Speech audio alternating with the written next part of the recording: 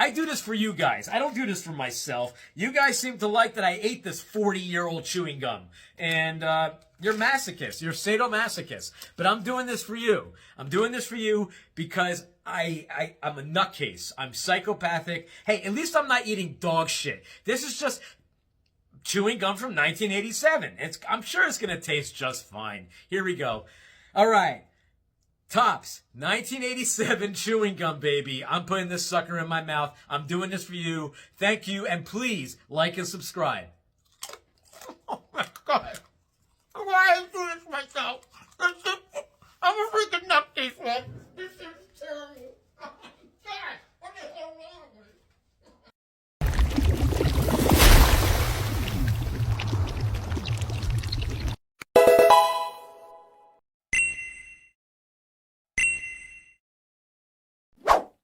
Hello again to my YouTube friends and subscribers. And welcome back to Jay's World Order. Today, I like to go over all the sports card pickups that I had in 2025. And there were a lot of them. I picked up some amazing collectibles this year.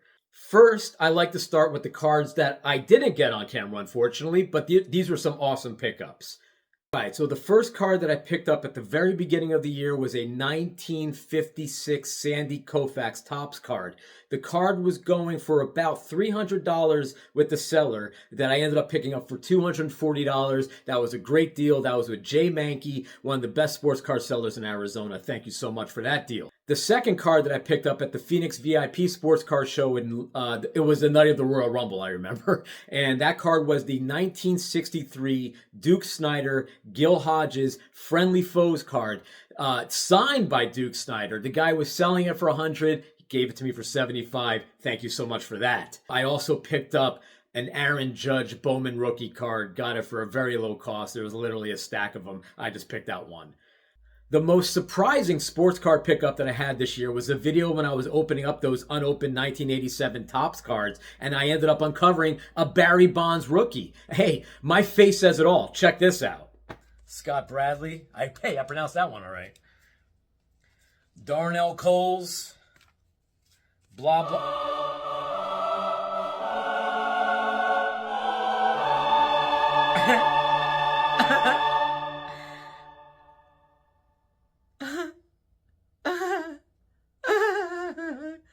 I just got a Barry Bonds rookie in mint. I'm going for it. Let's eat the 40-year-old Topps 1986 Topps baseball card chewing gum. Oh my God.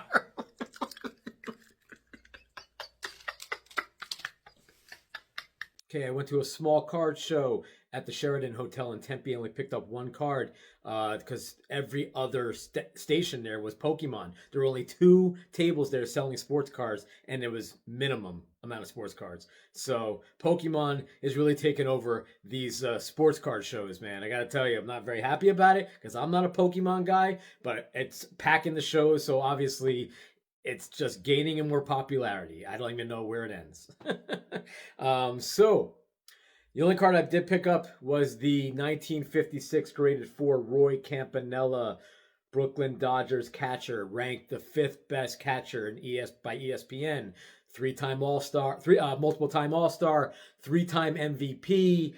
Broke into the Brooklyn Dodgers 1 year after Jackie Robinson joined the team, and he unfortunately had a tragic accident where left him paralyzed from neck down, and that's when his baseball career ended.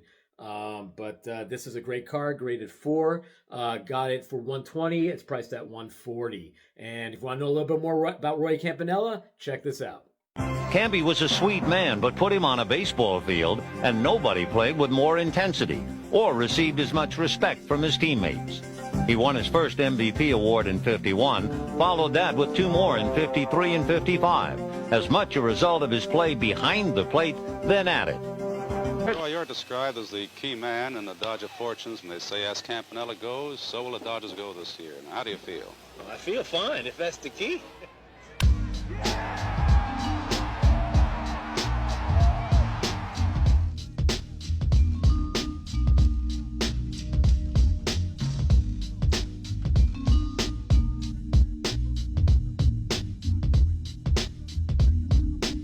Card we picked up is the Tony Gwynn rookie card.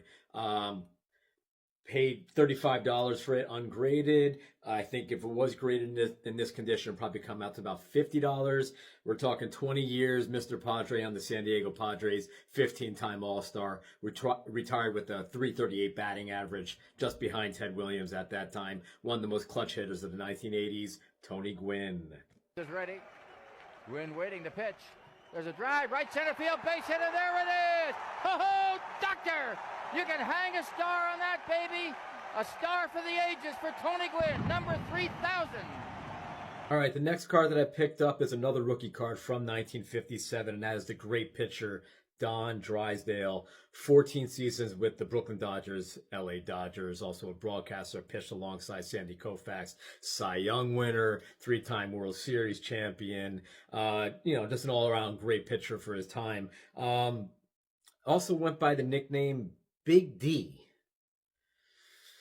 Anyway, the issue I might have with this card is the seller was pricing this card at graded 3 for $240. He told me I purposely priced it higher. All right, so there's a negotiation window. So the negotiation window, I'm thinking I give myself like a $75 window to negotiate with someone. That's pretty much it. So I went down to $175 and he immediately accepted that offer. I have bought things from this guy from the past, so I figured, man, maybe he's hooking me up. Unfortunately, after I bought this card, I am seeing some prices that with that grade, probably this is more of like a $140 card. It might be $175, but that's going to be like at its highest for the grade that it's at. So I might have overpaid for it by $30. I hope not, but down the line, we'll see if it accrues any value. I felt as though that I could throw the ball where I wanted to just about every time. Then I started playing games with myself that, they wouldn't score. And it just ended up, you just keep going. Hey, like you have the dice, you keep rolling until you're through. All right, the last card I got is a very controversial player. If you guys never heard of defensive end, Lyle Alzado, Super Bowl champion, played for the Broncos, played for the Browns, played for the Raiders. This man was one of the most fiercest players on the field. Anybody who tells me that they go out there to have fun playing football, they're a liar. Because this game isn't fun. This game is a war. Alzado, more that I could have taken out the hostility that I have in me without the fear of going away forever. Unfortunately, his name is also synonymous with what partially ended his life early on, which was S-roids. I don't want to say too much to get myself banned, but Lyle Alzado was insane, and there's documentaries about him on YouTube that you really should check out. I was introduced by Lyle Alzado because of the movie Ernest Goes to Camp. He was like one of the main villains in the movie, and Ernest and him got into a fight at the end. That was my introduction to Lyle Alzado. This again, I'm gonna give him one of these over here, one of those over there. Another thing about Lyle Alzado a lot of people aren't aware of is he fought Muhammad Ali, and he actually did a pretty decent job against him in that fight. Granted, it was more closer to the end of Ali's career, but Lyle Alzado, I highly recommend checking him out, man. The man was nuts, insane, fierce, but oddly awesome in a lot of ways. The first card that I picked up is a 1983 Donruss Wade Boggs card. This is really early on in his career. This card's like a $20 card that I got for $10. That's a pretty good deal. That I picked up today is a baseball player that I've wanted my entire life to own as a card, and that is the great, the legendary Jimmy Fox. This is a 1941 play ball Jimmy Fox baseball card. If you don't know who Jimmy Fox is, you might actually know him from a fictional character named Jimmy Dugan in a movie called A League of Our Own, played by, that's right, Forrest Gump over here. Check out that movie if you haven't seen it. Jimmy Dugan is based off Jimmy Fox. Crying? No. Are you crying? Are you crying? There's no crying.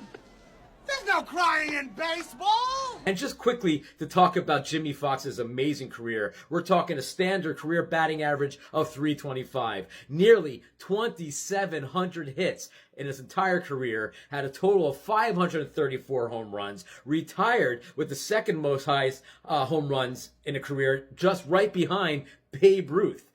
He was an American League All-Star, 2 World Championships, a Triple Crown winner, Philadelphia Athletics, the Philadelphia Phillies, the Chicago Cubs, and the Boston Red Sox. If you need to check out a little bit more about Jimmie Foxx, I highly recommend you check out his history. This is a great card to find, Jimmie Foxx.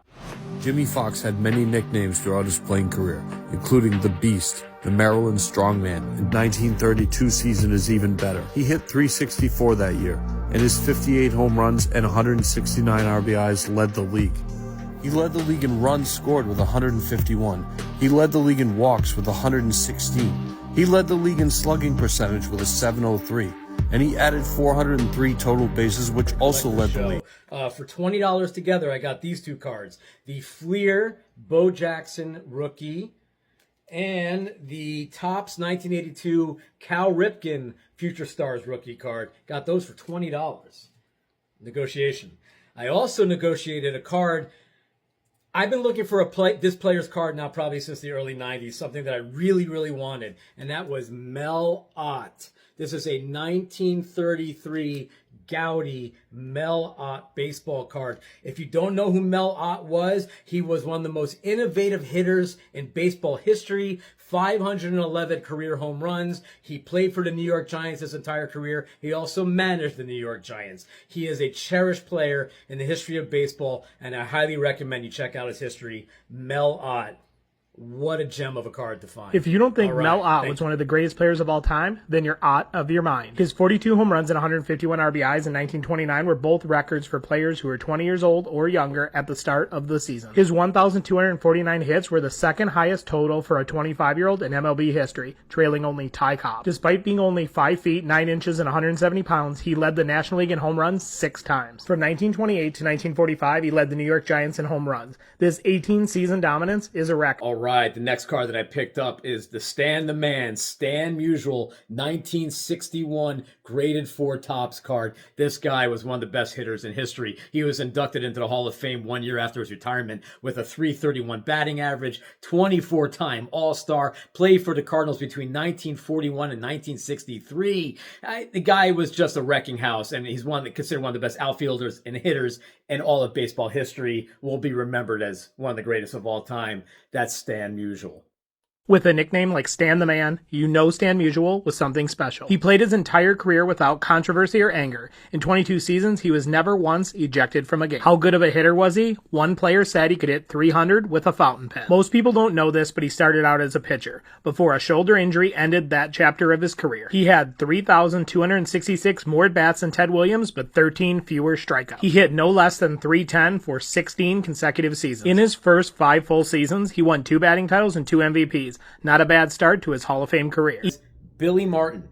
We all remember Billy Martin as the manager from the Yankees. He was also a scrappy second baseman, played for the Yankees, but he had like a standard like .237 batting average, like about 70 home runs. He wasn't like an outstanding player, but he was a tough player. This is when he was almost working at the end of his career with the Cleveland Indians. But he took the Yankees to a pennant, took the Yankees to a World Series. He was also a little bit crazy, man. He had a brawl in the Copacabana. He almost had a brawl with Reggie Jackson. I know that.